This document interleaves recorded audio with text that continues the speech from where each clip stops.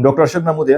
आज वीडियो के अंदर हम बात करेंगे कि मेडिसिन को जब आप एक दफ़ा खोल लेते हैं तो उसको आप कितने अरसे तक इस्तेमाल कर सकते हैं। ये अक्सर क्वेश्चन हमारी तरफ वालिदैन की तरफ से आता है कि भाई हमने एक सिरप खोल ली है, हमने एक सस्पेंशन खोल ली है, तो इसको हम कितने अरसे तक बच्चों को इस्तेमाल कर सकते हैं। तो इस चीज़ को हम डिटेल में देख लेते हैं। आइडली ये टॉपिक है फार्मासिस्ट का कि उसको ये डिटेल में बताना चाहिए, उनका ये बेसिक टॉपिक होता है। लेकिन बीइंग ए पीडियाट्रिशियन और being a social media activist, मेरी रिस्पॉन्सिबिलिटी बनती है कि मैं भी आपको इस चीज़ों को हाईलाइट करूँ। बाकी डिटेल्स बीमारियों के हिसाब से या मेडिसिन के हिसाब से आप अपने फार्मासिस्ट से पूछ सकते हैं।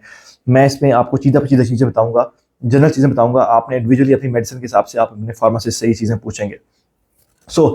हर पेशेंट की हर जो मेडिसिन होती है उसकी एक एक्सपायरी डेट होती है। एक्सपायरी डेट का मतलब है कि एक ऐसी डेट है जहां तक वो मेडिसिन सेफ होती है और जहां तक उसकी एफिकेसी यानी कि वो काम करने की गारंटी वो जो कंपनी है वो दे रही होती है। एक्सपायरी डेट वो डेट है जहां तक वो मेडिसिन सेफ है और वो इफेक्टिव है। ठीक है, एक्सपायरी डेट के बाद उस मेडिसिन की सेफ्टी और इफेक्टिविटी जो है उसके ऊपर सवाल निशान होता है। वो उसकी इफेक्टिविटी और सेफ्टी कंप्रोमाइज हो जाती है और जरूरी नहीं कि वो मेडिसिन सेफ रहे और इफेक्टिव रहे।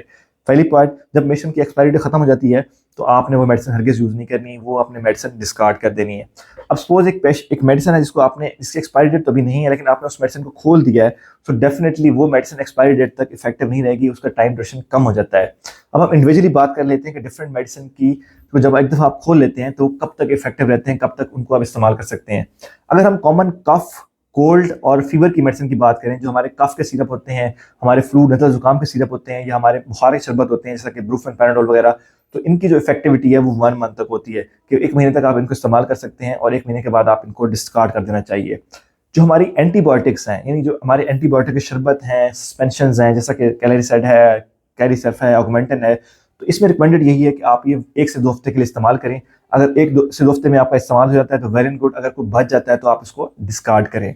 जो हमारे ड्रॉप्स होते हैं, जैसे कि हमारे आई के ड्रॉप्स हैं, ईयर के ड्रॉप्स हैं, तो इसके लिए रिकमेंडेड है कि आप इसको विद इन 1 मंथ इस्तेमाल करें। अगर 1 मंथ के बाद आपके ये बच जाते हैं, आपके इस्तेमाल नहीं होते, तो फिर इसके बाद आपने इसको डिस्कार्ड कर देना है। जो हमारी ऑइंटमेंट्स या क्रीम्स होती हैं, जैसे कि हाइड्राजोल है, डिफरेंट एंटीबायोटिक या स्टीरॉयड क्रीम्स हैं, उसके लिए यही कहा जाता है कि आपने इसको 3 मंथ्स तक यूज़ करना है। 3 मंथ्स के अंदर अगर आप इसको इस्तेमाल नहीं कर पाते तो आपने फिर इसको डिस्कार्ड कर देना है। जो रेक्टल डाइजेस्टिव सपोजिटरी होती है, यानी पखाने के रास्ते जो हम बुखार के झटकों के बच्चों को अंदर जो पखाने के रास्ते दवाई देते हैं, तो उसका भी कहा जाता है कि वो 3 मंथ्स के बाद आपने उसको डिस्कार्ड कर देना है। तो ये बेसिक गाइडलाइन है जो मैंने बताई है आपको कि जब आपका मेडिसिन एक दफ़ा खुल जाती है तो आपने उसको इतने अरसे के लिए इस्तेमाल करना है। इंडिविजुअली आप जब भी कोई मेडिसिन लें तो कोशिश करें वो मेडिसिन ऐसी फार्मेसी से लें जहाँ पे फार्मासिस्ट अवेलेबल हो। तो आप उससे पूछें कि मेडिसिन मैंने कैसे देनी है, क्या मैंने खाने से पहले लेनी है, खाने के बाद लेनी है, और मैंने किस डोज से लेनी है, और इसकी शेल्फ लाइफ कितनी है, ये कितने दिन के बाद एक्सपायर हो जाएगी, और कितने दिन के बाद जब मैं खोलूंगा तो उसके बाद इफेक्टिविटी कम हो जाएगी। इंडिविजुअली आप अपने फार्मासिस्ट से ये डिटेल्स पूछ सकते हैं। Thank you.